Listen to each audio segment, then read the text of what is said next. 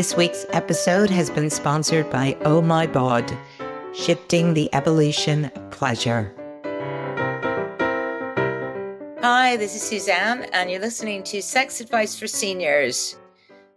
Have you ever wondered if you're perhaps one of the only people out there who isn't getting laid or who isn't having sex and actually is okay about it, but feel ashamed or perhaps embarrassed or don't even know how to go about talking about it because it's just something that so many of us just don't hear much about, which is acceptance or around not having sex. And that's what Leora Lightwoman and I are going to talk about today. Leora has been on the program before. She teaches Tantra workshops. She facilitates Tantric sessions. And today we really wanted to look at the whole aspect of no sex. So maybe that seems counterintuitive. What do you think, Leora, calling ourselves Sex Advice for Seniors here? Well, I would like to also look at, what possibilities are there when sexual intercourse is not happening, and also possibilities for that to change. Yeah. But I think the most taboo issue is the choice, the choice to not have sex. And what does that mean for any particular couple? And, what could it mean? Yeah. And I think in relationships, often we go through, especially in long-term relationships, I think we go in waves often of being feeling highly sexed or very aroused all the time, to sometimes then our body changes and maybe our feelings around sex change, or maybe the way we experience sex changes because of those bodily changes. And often there's that inability to articulate what one is going through. And then sometimes I suspect what happens is you just shut down. Yes. And I think we're talking about various things here, but what are the reasons why people want sex and have sex? And those naturally should evolve with age. So given that we're here talking about sex advice for seniors, I'm really interested in exploring the differences in the evolution that can happen with age, where something can drop away and in fact something new can come in. But unless we allow the dropping away of the old, we don't necessarily know what that new possibility could be. Yeah, completely. And I know for myself that one of the things that I recognized was that as my libido started to change around the menopause, and as a result of that, getting turned on wasn't as spontaneous as it had been when I was younger, I had to really delve deep into myself to figure out what that new person looked like with that different type of arousal pattern. And also, I kind of had to make the choice, how important was sex for me anyway? Yeah. Yeah. You know? And then if you're in a couple, a long-term couple, both people have their own experiences, which could be entirely different. And how does that get navigated? It's enough for one's personal process, but also for the relationship. How? It's such a tricky topic. And I know couples very eloquent, very connected, who, come to see me. And up to that point, they really struggle to talk about sex anyway. So they've been together for years, but actually talking about this was too much for them.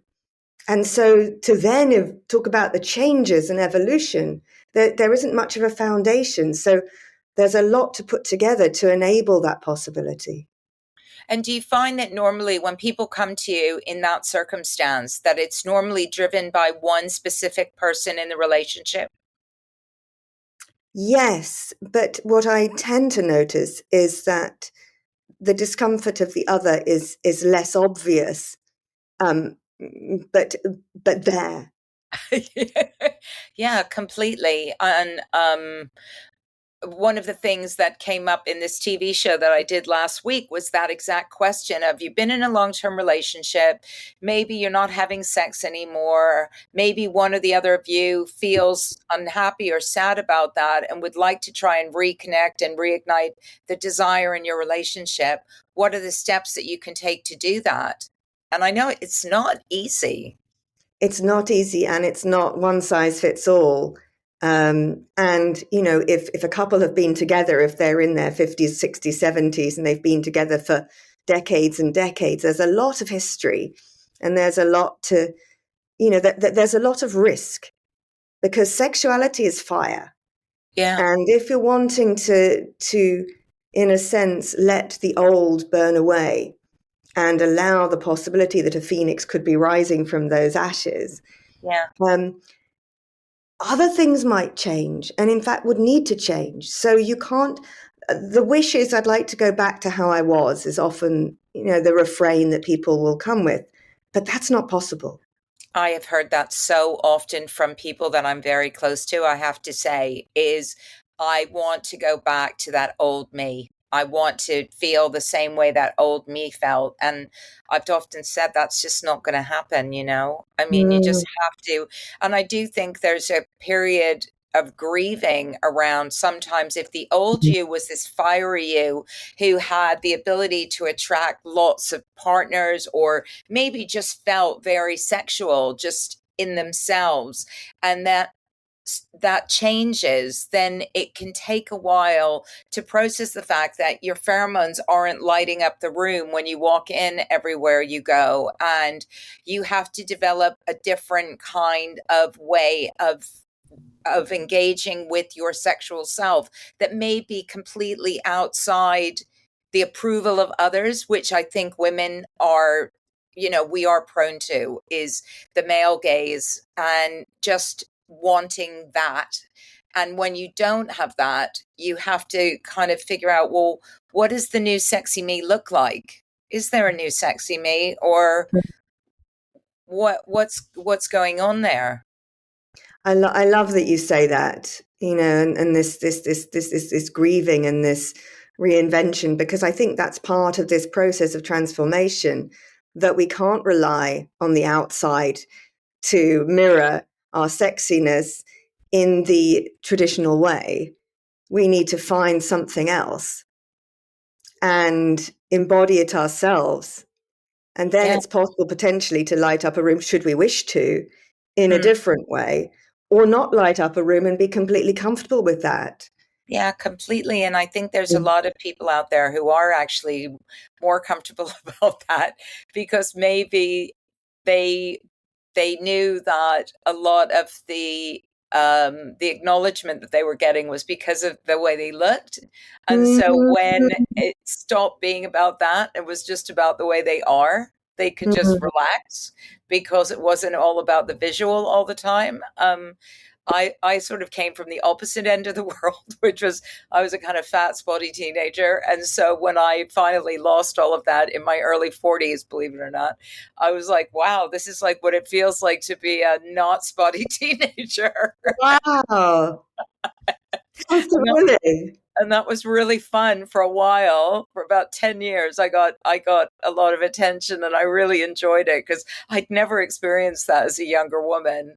And then of course I lost it all again in my 60s, and I was like, oh, okay, I got to work this one out again. But yeah, it's interesting. And I think combined with that is often the fact that, and people have started speaking about this more, and I'm finding this a very interesting topic, is about how many women have sexual life has been dominated by the feeling of being responsible for men's pleasure, and Mm, feeling like they are there to satisfy men and that our pleasure is secondary.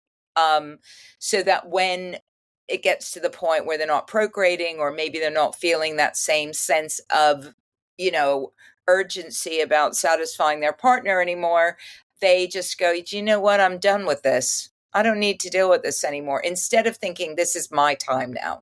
I can do, I mhm. can I can step into my own power now and not have to. There's a lot that's being spoken about around how much pleasure, how much women play into the idea that pleasure is basically for men. Yes, I think that can be complete liberation. And I think that's part of this whole transformation of menopause. It's lovely to hear that in fact, we can let go of so much that particular phase, it may be finished, and there's a whole other question: what do I want? And that freedom potentially. And I think it can come the other way around, but perhaps it's more difficult in some respects for men to understand themselves as a sexual man, irrespective of their performance. Yeah. And that's where I think the relational bit comes in, because it's this bigger question, this wider question. Is sex just about pleasure, or is there actually more to it than that as well? Is actually because if the meaning was to procreate, as you've said, to have to raise a family, what happens when that family is now adult? What is our purpose? Why do we want to make love? It could be beautiful, but maybe the way we've done it before no longer serves. So we could find beauty again. But what's the meaning? What's the purpose? What's the real, intention? Because we're also looking towards the end somewhere. Yeah, and I find that a lot of people's response when I tell them that I'm talking about sex in later life just say, isn't it over by the time you're your age? Like, why are you even bothering with that? There's a sense that there's a taboo around this whole topic that relates to that there's a period of time in which you do it, and then the rest of the time you don't need to do it anymore because its primary purpose is no longer relevant in a traditional kind of relationship. Yes. And maybe it's not about doing it per se. I'm going to kind of pick up on that word. Maybe it's about being something together. Maybe it's about noticing something, because my orientation's around the sort of the less seen aspect of sexuality, which we could generally call sexual energy, but we can also call it generative energy. And actually, when a couple come together with that perspective and with some skills and experience around that, it is generative. So, and that doesn't have to be the physical penetrative sex that they had before. It can be something else. And that's what we want, surely. Like the closer we get to the end, the more we want to eat life, as as it said. We want to really know, what is this life? Yeah. That's how I feel. I can't imagine many people who don't have that, wouldn't want that if they felt it was possible. So what does it look like to your mind to have this more what's the word, more expansive sense of what sex and pleasure and this energy can look like? Sorry, I think the audio place where I'm staying has just come on. Can you hear it? Yes, I can slightly hear it. No, it's okay now. I think it's stopped now, but would you mind repeating your question, please? Yeah, so my question is, what would this kind of sexual energy in a relationship look like? Yes, well, look like. I wonder Or if that feel like. What would it feel like? well, one thing that might sound odd, but if we imagine the archetypal grandparents, and a couple don't need to have children, they don't need to be opposite sex. But if we imagine that archetype of that generation, and there's the child rearing is done, so there's a more expansive possibility to be concerned for the future generations. And if sexual energy has to do with life, if it has to do with creation, what is it that we as a couple wish to create between us and bring into our family, friends, wider community, and into the world? What are the qualities that we wish to celebrate, embody, and grow and cultivate? So there's a theme in Tantra around cultivating. Yeah. And so when we look at making love in that light, it engages more of us. It's not just about what's happening in mine or your genitals. It's Yeah, yeah. about what's happening in our being, what ignites us. Hmm. Yeah. And and so just having that context of that we are making love, we can create this possibility Hmm. is is very freeing for a lot of people. It gets out of all of this me, you, this, that, what should I do? How should I do it? Yeah. Um, and then I know we touched on this last time, but this theme that I think is so worth exploring of lovemaking that's about a quality of softening, surrendering, Hmm. being, feeling. Because when a couple do that in connection, I don't know whether I've frozen because you're No, no, I can. okay, great. Yeah. When a couple do that in connection, there starts to be a possibility that the felt sense of me and you, me and the other, starts to soften, Yeah. and there's this sense of something greater is here. And do you think that, bearing in mind that there's this strong sense in some people that we started off talking about people who may decide that they don't want to have sex, like in the traditional way.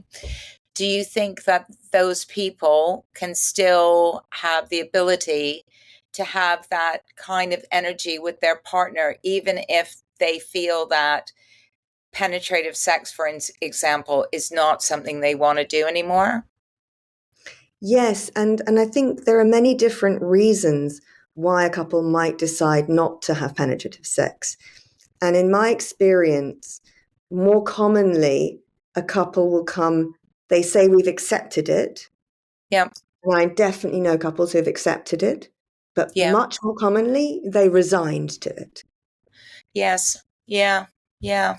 And when they're Yeah. resigned to it, you can't you can't sort of pretend, you can't make something happen. When they're resigned to it, it's important to understand what's not gone wrong isn't really the right word, but Yeah. what's missing? What are the elements that they're not aware of? What is it that each of them would like and desire? Yeah. Yeah. Um, what do they not dare to talk about? Yeah. And often the context is outside of the bedroom. So, Yes. so it's usually, in my experience, couples who come and see me, to do with how do they relate overall. Yeah. So that's quite a big question, because to create the magnetism in lovemaking, they need to create that in their daily life. Yeah, completely. I think it was Esther Perel who talks about distance breeds desire, and the kind of the mystery that needs to be created within relationships to create this sense of desire, that there's always something a little bit hidden that keeps people interested and curious, because this idea that you're my best friend, you're my lover, you're the father, you're the mother, there's these multiple roles that we heap onto a single individual, can also take away this sense of curiosity that makes either just any form of pleasure so much more interesting that's when everything's on the table, right? So Totally, I love that word, that curiosity and the mystery, because that's what it is. When we're young, like it's all exciting and mysterious. We don't know, and when yeah, we got used to something, it's not mysterious. But also, we get used to roles, we get used to dynamics. So I've recently been seeing some couples, and there seems to be a certain theme. For example, so they're reaching this kind of age around 60 or something like that, yeah, and she's usually a yoga teacher or a therapist or something like that, and he's just retiring from a very senior, solid mainstream job, and they've got their roles, yeah, which worked, yeah, um, and they function brilliantly in the world, but mm, it doesn't it doesn't work between them now. Yeah, yeah, yeah. And so how does particularly the woman who's the leader in the relationship, Mm. she knows everything, but she isn't getting what she wants, right? Yeah, yeah, yeah. How Yeah, does she sit back? How does she become, in a sense, the archetypal vagina?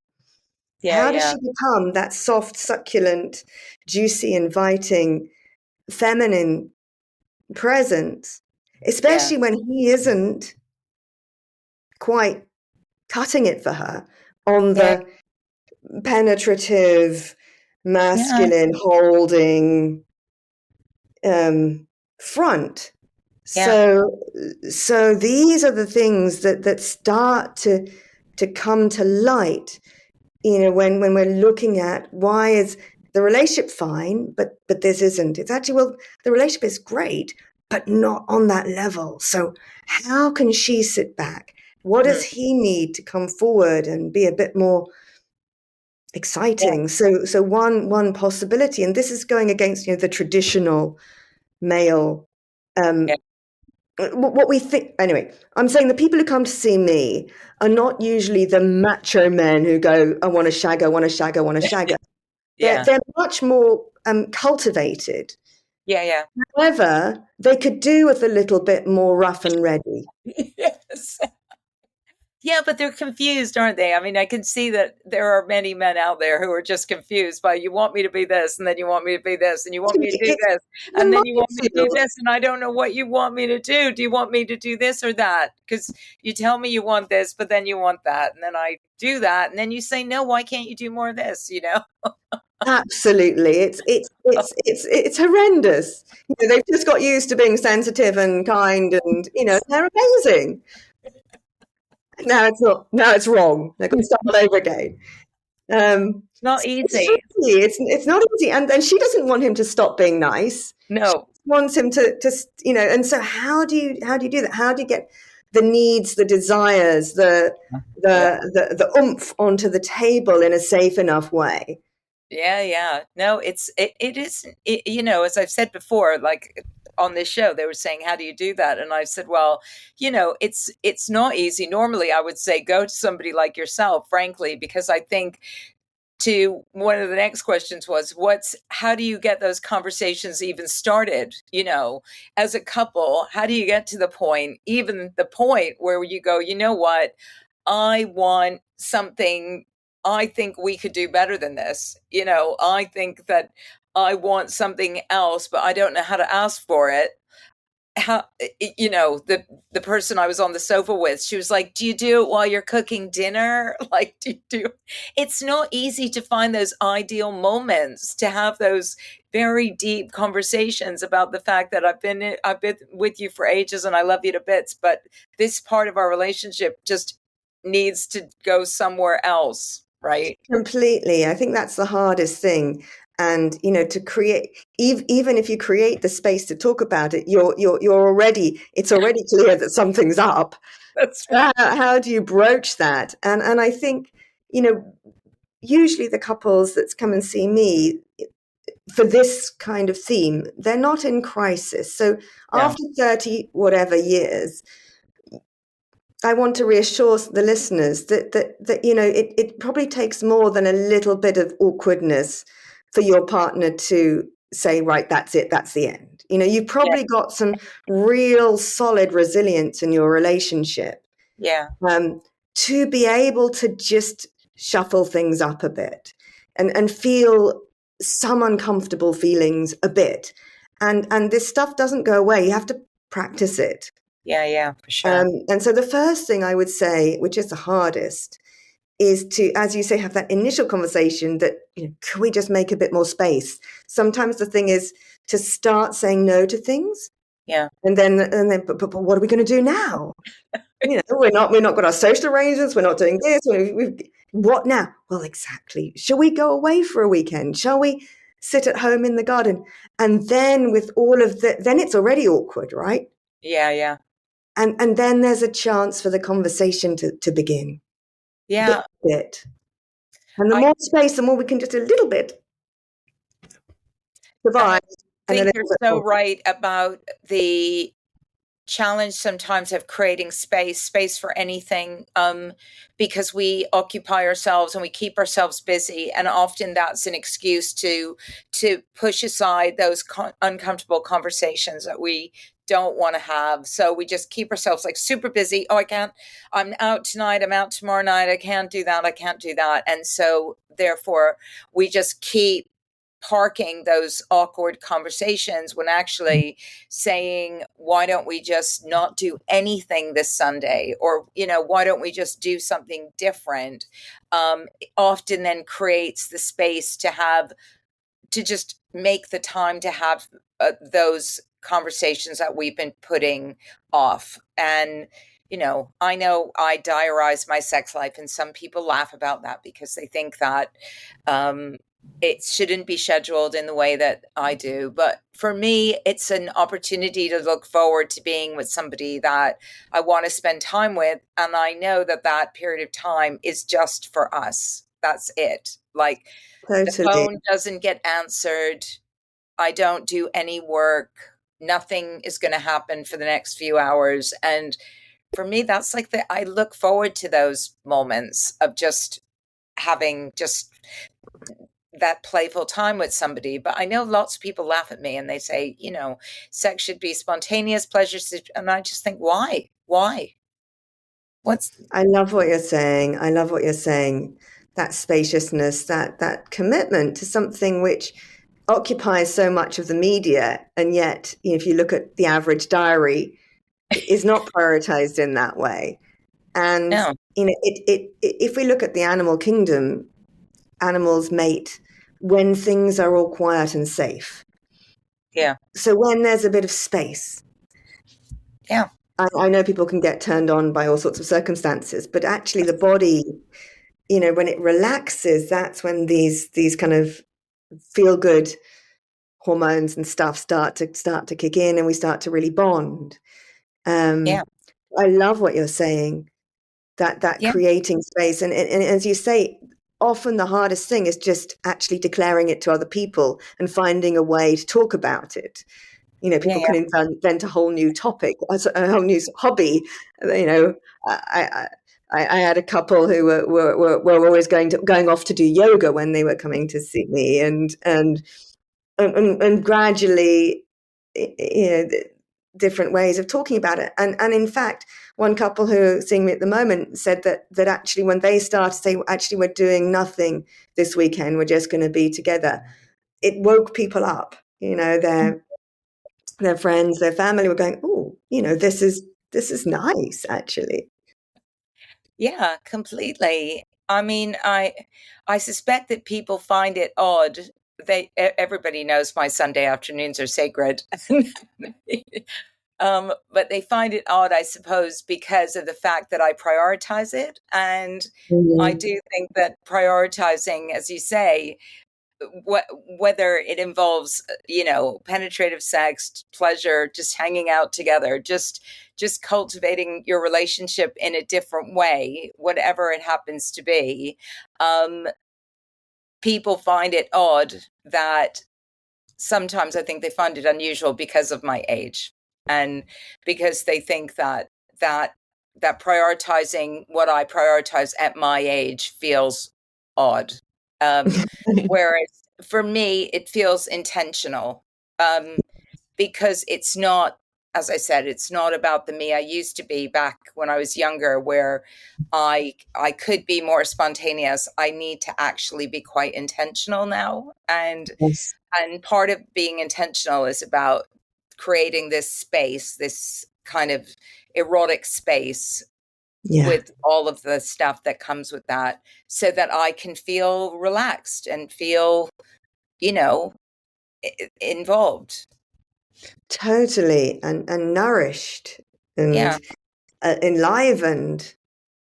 But people do find, yeah, I do find that people kind of they're curious, and they also laugh because they think, oh, that's a funny thing to do. But I think, no, it's not. For me, it's not a funny thing to do. It's just a thing that keeps me feeling alive. Really, that's I all. remember for myself doing a training in a way in making love in a very subtle way. Yeah. And we were told that it was, we should put aside 3 hours. Yeah. And it seemed shocking at that moment. It seemed Yeah. completely shocking and like, and so against the effectively the Protestant work ethic, this idea that it's so indulgent, that sense of almost, no, surely not. And then Yeah. once it started to happen, it was like, of course. The time just, there's more time now because things are just sweeter. Yeah, and yeah, I think 3 hours is the ideal time. And again, people are like, 3 hours seems an extraordinary long time, but you're not, it's playing. It's just playful, and I think Mm, that's what we're talking about here, isn't it? It's about getting back to the playfulness in your relationship, whatever that looks like for you, which totally. doesn't necessarily have to look like, straightforward penetrative sex stroke intercourse. It could be whatever you want it to be, whatever is playful for you, you know? Exactly, exactly. The Yeah. humor, the playfulness, the Yeah. enjoyment, the relaxation, simple touch. I mean, we're built on touch. I once Yeah. trained in baby massage, and we were told that, um, that a human being isn't properly formed in many cultures. It's understood that until they've been touched and massaged, a baby doesn't fully come into its being. And it's not just Mm. babies. It's, many of us never had that. So, we're Complete. still coming into ourselves. Yeah. And then there's Absolutely. also opportunities, on the other end of the scale, which is like including that playfulness, but to also go into a quality of devotion. Mm. So, for example, um, there's a very beautiful sort of series, really, of rituals where, for example, the man might offer a gesture of honoring, of namaste, to the vagina, to the yoni of his partner. And that can happen in same-sex relationships, but this and really gazing and really talking about how beautiful this part of his beloved is and what it means to him and to her, and that can happen the other way around, so that she will also honor him, and then if there was also potentially some touch at the end of that, just as a quality of honoring, thank you for all that you've given me, thank you for all that you might give me, all of those things. It's an experience that some people have never had, and it brings us into our sense of um I want to say expansiveness, but capacity as a man, as a woman. We want to be that quality that we see mirrored. Um, so yeah, and that can be playful. It doesn't have to be serious. It can be, oh, let's have a look. What And should I think, oh, yeah, by the way, I love that. I've never heard that before, and I really love that. And I think the nice thing about that is that so many of us, and not so many men, because obviously they look down, they see what they see, right? It's just mm, there. But so many women never really fully examine mm, themselves, right? So they're quite sensitive to others who are down there going, what's going on, right? It's like, oh, no, no, no, don't, because I don't, some people have uncomfortable feelings about that. So actually honoring it and worshiping it and saying how beautiful it is also a way of reflecting back that you're all beautiful, right? That this part is not separate from the rest of your body, that it's all part of your body, and it can totally. be as beautiful as the rest of your body. Or so yeah, I really like that, because I think we don't, as women, we don't honor that part of our body enough. We don't examine it enough. We don't really know enough about it, and we often kind of don't even, there's lots of people out there that have never even, self pleasured, so they know even less. So acknowledging all of that is a way of bringing all of that into yourself and who you are. I think that's a really Totally. And lovely ritual. especially, thank you. Yeah. And I think especially, with age, because we Mm. can't rely on the physical No, attractiveness of the body anymore, no. sadly. I Yeah, went to so, the gynecologist the other day. I said to her, "What's this? This look like this." She said, "Anno Domini, my dear. Anno, it's your age." yeah, But so then yeah, to be seen, not for, whether this bit's a little bit saggier than it used to be or a bit grayer, but to actually the magic, the possibility, the meaning, like an older yeah. person has more, more history, more life, more wisdom embodied in these parts. Yeah, absolutely. And I think, for me, the best people are the people who fully appreciate every single little part of you, and don't say to you, "Oh, that's looking a bit saggy today," Mm, because totally. we don't need to hear that.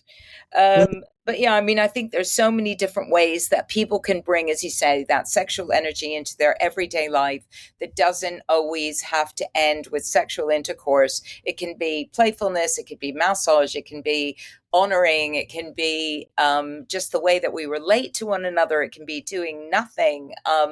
There are so many different ways that we can experience just the energy that comes from two people that just actually appreciate each other. Totally, totally. And, following on from that, and coming back to what we were talking about before about the roles Mm, and, having to please the other, in a mm, way, those are younger people's concerns, mm. that those are developmental issues, really. Yeah, So yeah. if we can park that and come into this sense of joy, appreciation, playfulness, devotion, honoring, exploration, mystery, Mm, then in a way the same act can be enjoyed in an entirely different context. So, to offer pleasure from the place of like deep appreciation and delight, mm. um, is, it becomes more apparent if there's nothing to prove, if there's nothing to, Yeah, if I don't have to, if it's not about my sense of self, if it's just about being in this moment. yeah. And to round this off, I think we spoke about it before, but I think it's worth reminding everybody that this new place is a different place, right? This new Mm, place that we're entering into in this stage of life, it's a different place. It doesn't have to subscribe to the old ways, the ways that we're used to doing things, the ways that were familiar to us when we were younger. It can be a new and equally exciting place. And it's up to us to cultivate that new place and be looking forward towards it, as opposed to feeling sad about the fact that we're never going to go back to the old stuff. And I do know that mm. that takes time, but I think if you don't, if you're not thinking in that way, it all becomes very, very difficult, frankly. Definitely. And I just want to celebrate also a couple who I know who came to see me because she had had a cancer diagnosis Mm, and had had surgery and radiotherapy and all of that, and had reached the point where, in fact, she didn't want to live, never mind have sex. Like none of it yeah, was of interest. And she got through that. But as a result, her partner had become very sort of protective of her and didn't want to bring in his own needs. mm, Um, and she initiated them coming to see me because yeah, she said, this has now become more imperative. I mm, love this man. I want us to celebrate what we have whilst we can, however long that is. yeah, yeah, yeah, And and he was able to come forward to become more, of his own person, yeah, um, and at the same time also just sorry, just lost my thought a moment. But things blossomed in a way that might never have happened yeah. had that um, had that situation not arisen. They're getting married. They've Oh, wow. just literally the whole relationship has transformed just through that decision that actually let's go for it. So I just want to leave with that note that we can all go for it at any moment. Absolutely, and that's a great place to end. Thank you so much, Leora. It's been so great to talk to you again, and hope I'll get to see you in real life soon. Likewise, it's been a real honor and a pleasure. Thank you, Suzanne. Have a beautiful evening. Thank you. Thanks. Bye.